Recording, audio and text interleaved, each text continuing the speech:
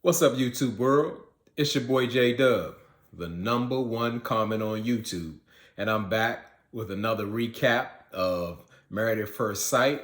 And for those who are new to my channel, what I do is a recap slash reaction to reviews. I don't go over all details. I just hit important parts of things that stuck out to me. And as the number one YouTube commenter, I ask that you get down in those comments and share what you saw, your thoughts, some things I might have missed, so we get to discussing. Because in the comments, that's where I live at. That's where I thrive. So I look to learn from y'all. I look to have some fun, go back and forth, share some opinions, and maybe even learn something. So the comments are just so important to me on my channel. So we'll getting right into as far as Married at First Sight. They start off with Jasmina and Michael pretty much finish tying the knot. Because to me, like with these episodes, they're like really dragging episodes out. To me, they could have married everybody in the first episode and then maybe got into their weddings, more so in this episode. But, Married at First Sight is known for 20 plus episodes, and that's what they do. And as far as Michael, his theme is more so we keep hearing a repeating of he needs to be vulnerable. I'm concerned of being vulnerable, but what I guess what I'm having a hard time understanding is that he's focusing on being vulnerable and let go. We know that he has experienced a lot of loss in his life, but to even choose to be on a Married at First Sight, you have to be open. This is like an accelerated process, so you have to be whole and ready to go. And we learn, as I said, more so the past episodes of Married at First Sight, the past seasons. I've been so invested wanting this thing to work, hoping they made great picks, but now I'm starting to really believe they are just picking people and connecting them through like trauma or triggers of that matter. So I have to take it as a grain of salt and just see it as entertainment. Because again, like I said, with Michael, he keeps saying, I want to be vulnerable. I want to be vulnerable. So you're pretty much letting us know ahead of time that you're going to be pretty much closed off in the marriage. And how is that really going to work? We know people they don't come baggage free from into relationships at all, because we know we don't expect anyone to be perfect. But when you're dealing with all types of traumas and triggers and you can't compromise, how is it supposed to work? So as far as Michael, we can see that he already takes a step back, and these people are just carrying pain and baggage. When I hear like Jasmina say, she refers to herself like she's feel like she's a test dummy in previous relationships. Like she's the person that the guy has to go through, take her through hell, and he gets right in the next relationship. And I don't really like hearing that. We won't go on saying, we won't go off the stigma of beauty that she has and say like, oh well, no one can mistreat her. But I would like to see her have, I guess, more self-esteem about herself and knowing that she is worth it and she needs to be with someone who's actually treating her right. Because none of that starts out at from one day. So hopefully she's healed from that as well to come into this marriage. But also Jasmina has a real concern. She wants to know, like, she got like really nervous as far as coming down the aisle because like it all hit her. She just marrying a stranger at first sight. And she really wanted to know that the person at the end of the aisle was worth it. So as far as she coming down the aisle, she see Michael and she gonna see this. Now, Married at First Sight, y'all think that's gonna work out? Really? Y'all think that's gonna work out? Of course it ain't gonna work out.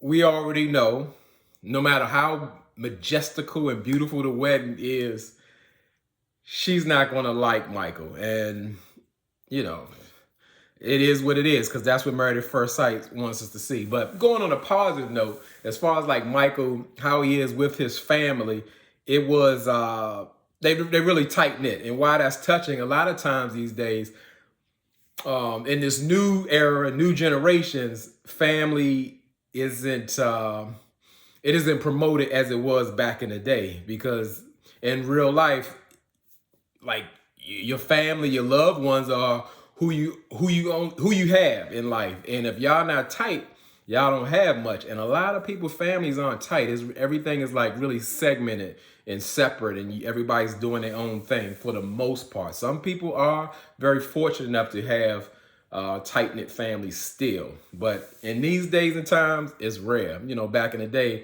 they would have, people would have gatherings and families just like a staple. They're always going to be there on the holidays. They're having family reunions. It's not like that anymore for the most part. For some people, but for the majority, it's not. So as far as Michael, when he pretty much sees Jasmina, he's just, he's blown away, and rightfully so. Like I said, what I call it the last episode, the Caribbean Amazonian goddess. He's blown away. Wow, that's my type. I'm sure. I'm sure that's your type, Michael. She's probably everyone's type. He sees her as the Black Barbie, but my question is he her type? And she hadn't said it, but Jasmina's body language shows that like she's not really so much into Michael. What I've heard her speak on, she said there's a little spark. She would make sure it's not much there. But she's saying as far as the little spark is there because she doesn't know him yet. Now, I'm not buying that because you can have a spark with somebody without even speaking with them. So to say that that's a little spark is a difference from a connection, meaning y'all just vibing and talking and just relating. Jasmina, I know they gave you a tough assignment. And what she's doing, she's being what I said, she's being a good sport about it, because really she don't see it for him. And obviously she watches enough TV to know that the cameras are always around and they're picking up every facial expression or every little comment. So she's well aware. And I would say that Michael, he's really a person that he's going to try to do his best by Jasmina, because he's a person of what they say of reliability. He's gonna give a lot of himself, but as far as like emotionally opening up, that's gonna be another picture.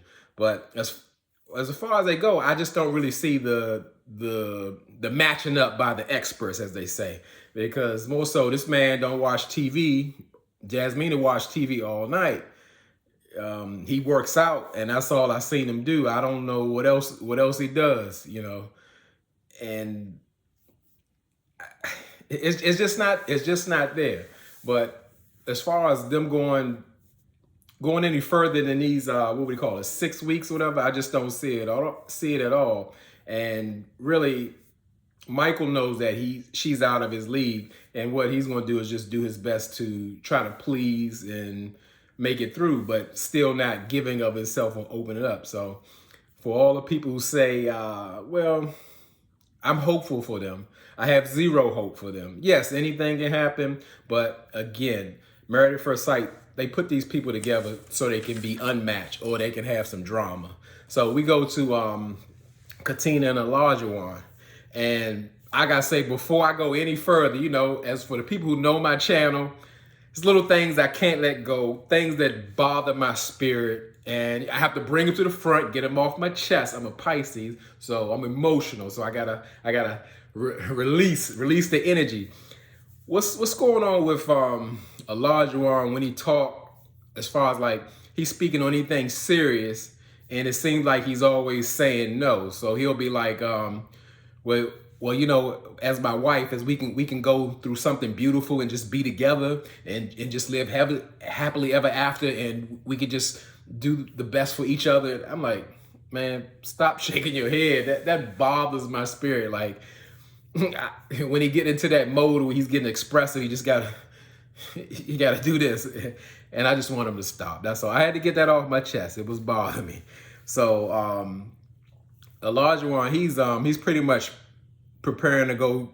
He's preparing to go down the aisle, and he's getting with his guys and everything. And I just spoke in and said, hey, I'm an emotional guy, but this man is having a breakdown, and he's not really saying why. His friend is, I guess is interpreting, saying like, you should be nervous, or You could be questioning things, and it seems troubling to me because I mean the women aren't even that emotional with the situation. Now again, I didn't say a man can't be emotional, but it's the difference between being emotional and then having a breakdown. Like we can go back to last season, like Zach. Is a difference. It's a difference.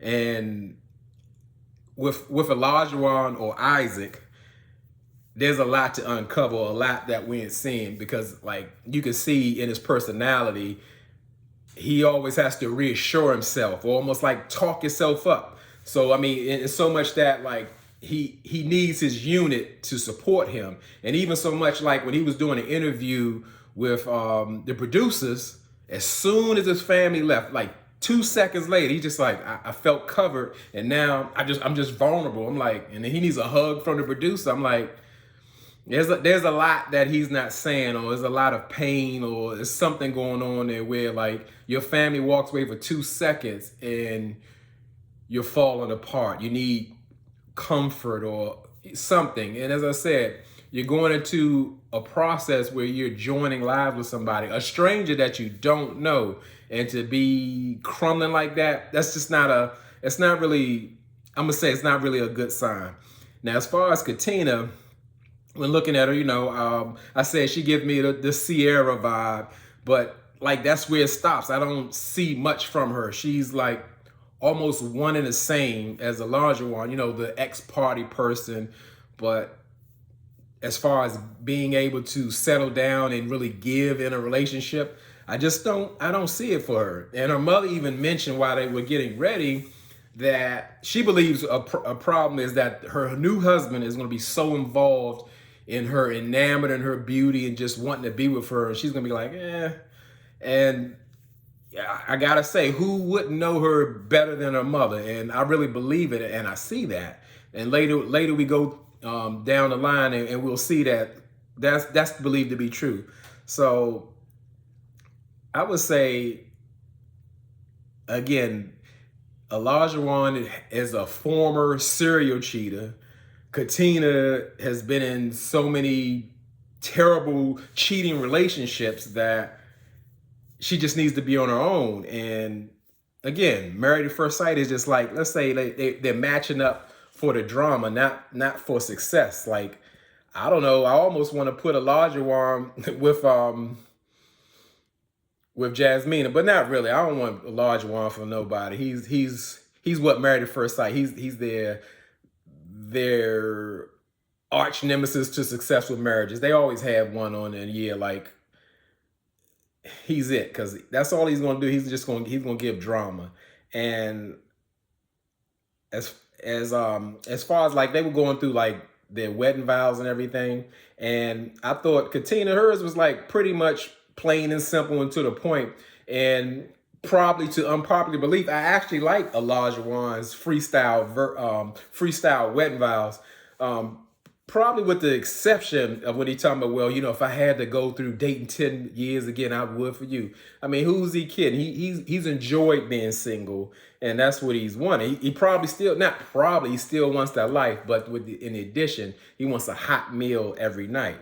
And then as far as doing this ceremony, find out, hey, Katina can't cook. You think Married at First Sight didn't know that? You don't think Elijah said to them, hey, I want a wife that cooks? Because like you said, it is his little cookout with his family. He's like, they just asked him what he want out of a wife, and she said, I want a hot meal every day. I don't want to be searching for food and all of that. And they saying, well, hey, sometimes some people can't cook, and then Elijah go, that's not a wife. That's not a wife. He didn't say, I want someone loving, caring, communicative. None of that. He said she need to cook every day. And now on top of that, cooking a hot meal every day, she needs to be able to go to the strip club as well. So that's his definition of a traditional woman. And I would say, like, really being in that type of situation, that would be awkward for anyone. But as far as once they got married, Katina and Elijah I didn't see the connection. It was like Elijah got nervous and just start professing his love, and he said, I'm just going to be there, I'm always going to listen, and just anything you need, I'm always, just give me a chance to make it right. And Katina's like, she's in shock because it seems to be a bit of too much or whatever was coming on strong. He putting up, he doing um a second run of vows or whatever in his marriage, and he was talking so much that you could see Katina listening, and she just taking it in. She ain't saying nothing. The next thing you know, he hold her flower bouquet. I mean, like I said, this boy talking her head off. But at the same time, like they trying to get to know each other. Katina's not, she's not giving. That's where I get that shallow vibe where it feels like, I hate the new sayings, but I'm gonna apply it where it is. That pretty privilege. All she has to do there, stand there and be beautiful, and that's it. No, you're interacting, you're just getting to know each other or trying to get to know each other. You do have to give of yourself in somewhat. And Katina, it just doesn't seem like, there's a lot there, or just like her mother said, maybe she's not really into him like that. Once she got to talking, she don't like him like that. And you just gotta, a large one talks a lot. You just gotta kind of listen to what he's saying. He's gonna tell you a story. He's gonna let you know what's to come. Because as he just he brought up to Katina, like, hey, I got really emotional today. You're good with emotions. Like, what a person is supposed to say when they're almost like, you're in agreement to what I did or whatever. And it's trouble. It's going to be trouble. He's putting up his representative for right now, and it's just going to go another way. He needs a lot. He has that what do you call that? Those mommy issues. He's so in love with his mother. She's the light of his life, but again, she's nowhere to be found on one of his most important days of his life. And it appears he's missing something. So them home cooked meals, the man wants to be taken care of. And the same way, even when one point I forgot, Elijah was at the altar with Katina, he gave her what she needed, because she said, like, hey, if I come up to the aisle, I want my guy to be like, wow, she's beautiful. She's like, she wants something. And Elijah definitely came through with that. He was blown away by Katina. He's like, I'm so glad they picked you. You're so beautiful. You're so beautiful. And then he would have the nerve to say, well, Katina, you like what you see? And she like, yeah, I guess it's more than I asked for. Yeah, he said, well, you didn't say anything. I mean, like, that's a need there, and he's showing that he's gonna require a little more than she expected, or for more anyone expected. So let's go to Mr. and Mrs. Sharp, Mark and Lindsay, and Lindsay and Mark, they already married from the last episode, and Lindsay says Mark is pretty much just what she wanted. Because as far as like in previous relationships, she was basing on looks, but right now, all she's asking for is a nice man, and Mark is that. And again, with this relationship, they're doing that trauma bonding thing. They both have mommy issues big time, just in a different way. Mark's mother she seems to be detached from him, but she has health issues. Lindsay's mother is someone who just doesn't want to even invest in a relationship at all. And that bothers Lindsay. And it comes out often. And again, they love to bring extra damaged people, or people who haven't healed from things or going through things. On top of that, with Lindsay, still, we can never ignore, she's fresh out of I don't know if you call it, is it an engagement? Because she was set to marry 5 days. In 5 days, the groom backed out. And now a year later, she's going to the altar again. So when does she have time to heal? When does she have time to clean that up? At this point, it just comes off like she wants to be married, and I guess she's in the right place, married at first sight. And I hit, as far as like Mark's personality, it reminds me of, I cannot remember that guy. I think the guy with the tick, Henry. And you hear like a lot of firsts. Mark will say, well, I never had a date on Saturday night. I never been kissed on New Year's Eve. I never, like, he doesn't do anything. I don't curse. I don't drink. I only play with my cats and go to work. And, that's given something where, like, he's a person in life who's missing experiences. And to me, I really think I really think Lindsay's gonna be too much for him. She's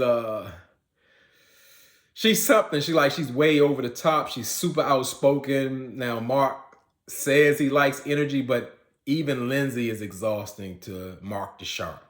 And something I caught, like I guess after the ceremony, when Lindsay's father was talking to Mark, and I thought it was like a bonding moment or something like that, but it wasn't. Lindsay father asked Mark, like, hey, you ever been Alec? You ever been gator hunting? I'm like, oh, they get ready to bond. They going to gator hunting and all that. That's something. I was like, but wait, they in Boston. Where they gonna go gator hunting at? And Mark was like, no. And his father and Lindsay father was like, well, you have now. Like you got with Lindsay. That's like grabbing a tail of a wild gator, and she just pushed her father out the way. It was funny, but her father's trying to help Mark out, saying like, you don't even know what you're getting yourself into. Because if you know what a gator, if you try to grab a gator's tail, they're gonna go crazy and roll you over and just flail all over the place. You ain't gonna be able to handle it. And I think that's a great description, because Lindsay's father knows her very well, and that's what I think. He's Mark the Shark, and she's Lindsay the Gator. So yeah, like I said, I don't see it. I don't see it for them. I don't see it at all. And as far as like the other two couples, I can barely speak on them. I don't have much on them, but we know it's about dysfunction, trauma bonding, and triggering. And as far as like, people have different takes on the guy Steve. The way he talks, he dresses things up. Like when he's talking about his job, I'm in between jobs, and what I used to do was an electrical engineer. And whatever. He's not an electrical engineer. I'm just throwing that in there. And everything is like more so about appearances. Like the same the road trip. Like I'm just a free spirit. I just took a road trip for 4 months. I mean, and to me, that's masking like he was running from his pain or his rejection of losing his job. I don't think it was because he's so adventurous. Somebody like living out of a Toyota RAV4 for 4 months, going down to the East Coast, that doesn't spell adventure. That spells escape to me. That's what it spells. And it just doesn't, to me, it's really unrealistic. There's no way that I could take this seriously. Because as I said, as far as the job, some people throw in this scenario, because I'm in the comments.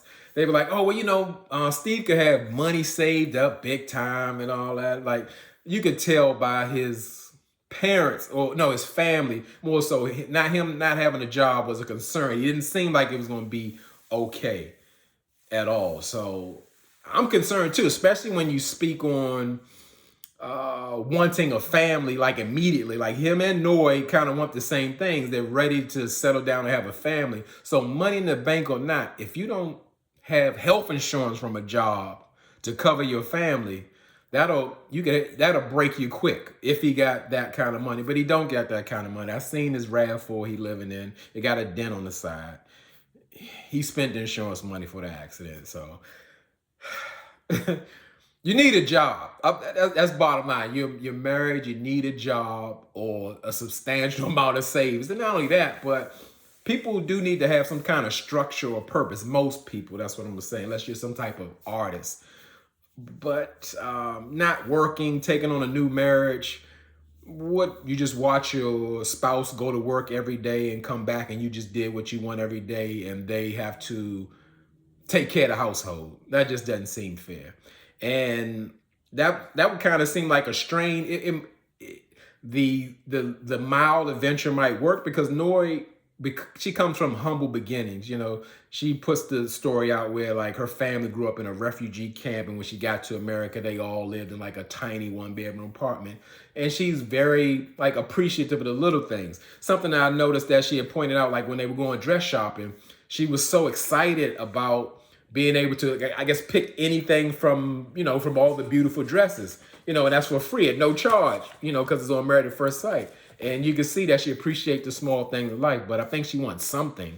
I don't think she just wants to live outside with her husband, and a new baby in a RAV4. So the last couple are Chris and Alyssa. Now, Alyssa, without saying, she don't have, she's telling herself already. They're giving her an option to pick a wedding dress, but she has bought 10 wedding dresses. And I again in the comments, people say, wow, she must spend a lot of money. No, they have like wedding shops that sell $100 dresses. So I'm thinking that's kind of along the lines, because 10 is excessive. 10 real wedding dresses would be expensive. I just don't see it, but it gives me a vibe of that, she's never satisfied. And that's not going to fare well in a new marriage, especially an arranged marriage at first sight. And Alyssa, like, really presses on that she needs a husband with a little country. And I'm thinking, like, country, like, they're not in the South, they're like in one of the most northern states in the United States. So how are you wanting or thriving for a country man, and you want to live on a farm and animals and horses and all that? It just seems like she has some of those unrealistic expectations that could probably kill any relationship, going in, having all these expectations. And I just tell you, she doesn't want a guy with, what she said, chiclet teeth or snaggle tooth. And we already know Chris got those little baby junior shark teeth. So Married at First Sight knew that. Don't think they didn't. So as far as, I ain't got much on Chris. As far as listening of Chris, he's pretty much like a people pleaser, if you will, because he pretty much says, well, hey, if I'm not what my wife wants, then I'm willing to do whatever it takes to become what she wants. And that's not realistic either. You're going to try to be someone for someone else, and you're going to totally lose yourself. That's the one thing that's, let's say, special about all of us. No one can be you. So you try to turn yourself into somebody else for somebody else's liking, that'll never work, and she's not going to respect you as well. So, y'all, that's all I got. Those last two couples were really tough to speak on, because I didn't have much to go on or feeling. But before I go, I do want to say, again, I want to thank all my subscribers out there. You've been showing up in the comments, showing out in these comments. And like, again, that's the best part. I don't say, please subscribe, please like the video. I don't care. Get on them comments. Let's get down in the comments. I enjoy that so much. And also, I want to point out, as far as this Sunday, I will be collabing with Coach Cece on her channel. We're going to do a live, and we're going to do it off of Portia's Family Matters. Again, I don't review the show because it's exhausting to me, but I'm gonna do a special collaboration and try it out, and hopefully y'all can join. That should be at 9 o'clock on Sunday. So again, I thank y'all for rocking with me. I mean, the support is overwhelming. We going strong. I thank y'all so much. Y'all could be anywhere in this YouTube world, but you're here with me. I really appreciate that, and I really mean it.